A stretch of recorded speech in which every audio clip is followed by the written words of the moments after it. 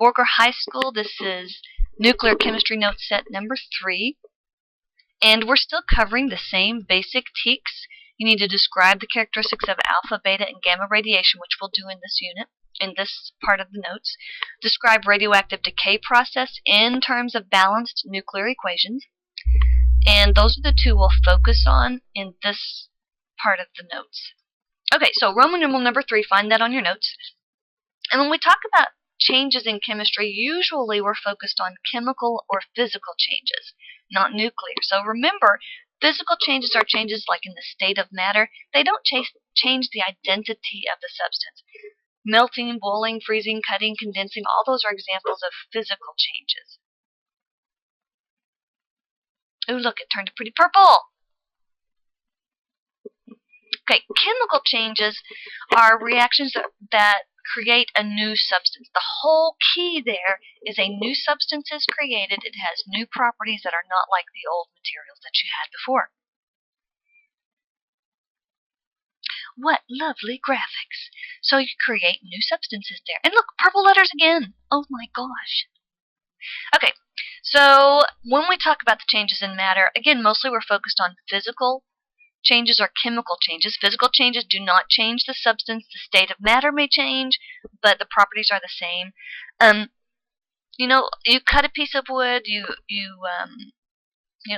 even change displacement, throw something across the room, and those are only physical changes. Chemical changes occur during chemical reactions, and you have that new substance that's formed within here. When we talk about nuclear changes, we're actually not just changing the identity of the substance created, we're altering the atom, which is not something that typically happens in a chemistry classroom. If something like that happens in a chemistry classroom, we're going to run, okay? So the first thing on here is we talk about Roman numeral number 4, the nucleus, and we have something called a mass defect.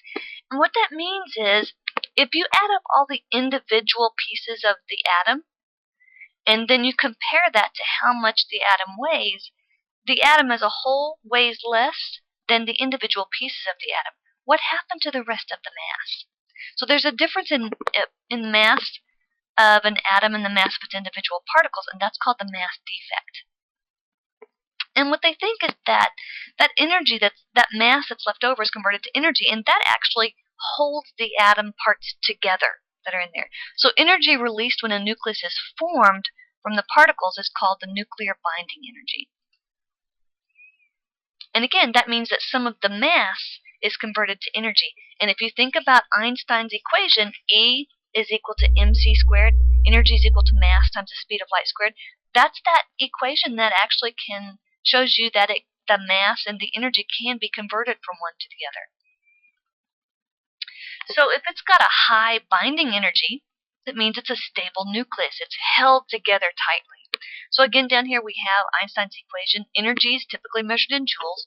Mass, in this case, is not measured in grams. It's measured in kilograms. And then you guys know the speed of light is 3 times 10 to the 8th meters per second. You remember that number.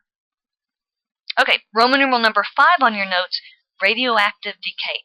Now, if we have a strong binding energy, we know that we have a stable nucleus. But what happens when we don't have enough energy? What happens when we don't have a strong binding energy? What we get is this radioactive decay. Typically, if it has more than 83 protons, the nucleus will be radioactive. It's going to break apart on its own, spontaneously break apart on its own. So what is radioactivity? Radioactivity was discovered by Becquerel. I'm sure the French will say his name better than me, but Becquerel it is. Radioactivity is the spontaneous, here's the key, spontaneous emission of radioactive particles by certain isotopes. That's what's called radioactive decay. It's spitting pieces, the atom is spitting pieces of itself out. Rutherford identified 2 major forms of radiation. He was just all over the place, yep.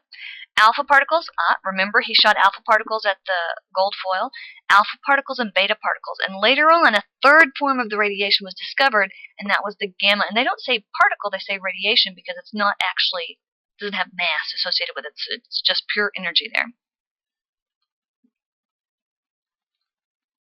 So we have types of radiation, And we have the shielding that's needed to protect yourself from this. So the first one is an alpha particle, and it's pretty much a helium nucleus. It has a mass of 4 and an atomic number of 2, so it has 2 protons and 2 neutrons.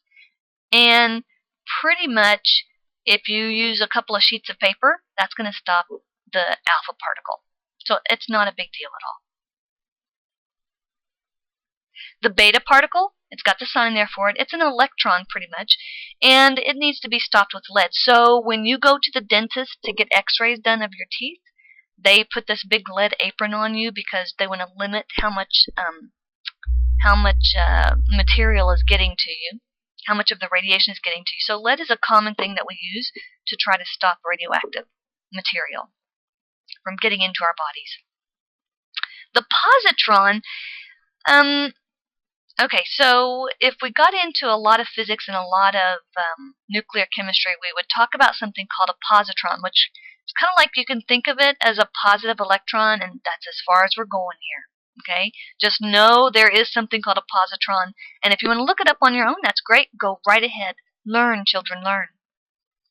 The fourth piece, and this is one of the more common ones that we'll talk about, is the gamma radiation, and this is basically you can kind of think of it as a high energy photon, and you've got to have some nice concrete to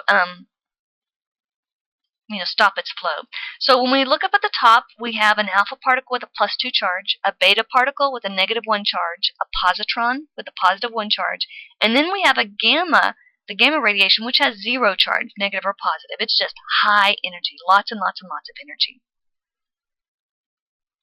Okay, so letter C, we have nuclear decay, and what you see here in the blue is an example of a nuclear equation. So we have alpha emission. Emission means it's going to be on the product side, and it changes the type of atom it is. So we started out with uranium-238, and it spat out an alpha particle, so it lost 2 protons in the process. And when you lose protons, you ultimately change what substance you have. So it's no longer uranium, it's thorium. Okay? And remember, we talked about this right before you left for spring break. If you add up the numbers on the top on the product side, they need to equal the numbers on the top on the reactant side. Same thing for the bottom also. Okay, so we have the parent nuclide, and we have the daughter. It's always, in the female. And then we have the alpha particle that's spat out. Again, the numbers have to balance in one of these nuclear reactions. Now, the beta emission is when the neutron breaks apart into 1 proton and 1 electron. So here you have iodine, radioactive iodine, and you notice that it gained 1 proton, so it went from a 53 atomic number to 54. And what happened was 1 neutron broke apart. It spat out a beta particle, but it broke apart into an electron and a proton. Then we have gamma emission. That's just, again, absolutely pure energy. Usually follows along with other types of decay, so it's associated with the other types of stuff. Now, transmutation is what happens when we talk about one element changing into another element. That's just a spiffy $10 word for it. So why do the atoms decay? Why are they radioactive? Because the protons and neutrons are being held together by something called the strong nuclear force. Kind of like the energy that's holding them together is the binding energy. That's when we talk about it, we talk about what's the force that holds them together, and we give it a name called the strong nuclear force. The strong nuclear force is one of the 4 fundamental forces in the universe. We have the strong nuclear force, the weak nuclear force, gravitational force, and the electromagnetic force. You'll spend a lot of time next year in your physics class discussing the 4 forces here. If you have too many neutrons or too many protons, you can overcome that strong nuclear force, and it's like it can't hold the nucleus particles together, and so it becomes unstable and spits out pieces of itself. Now, if you look at this, the vast majority of the isotopes of atoms are stable. And if you look at the pretty graph down here, you see the red line on there. That's where you're going to have the number of protons versus neutrons. That's where you're going to have the stable nuclei here. If it's off that line, then you have an unstable nuclei. It's got to either spit out beta particles or alpha particles to get to that point. Electron capture, electron emission. So it's just kind of giving you an idea of the fact that if we used a little Plato stuff, we'd say that it wants to be stable. But I think more so, the best idea is to think of the fact that nature favors something that's lower kinetic, lower potential energy. And so if they have less potential energy, then they're more stable. Okay, once again, we're talking about alpha, beta, gamma radiation and the radioactive decay process. And thank you for your time.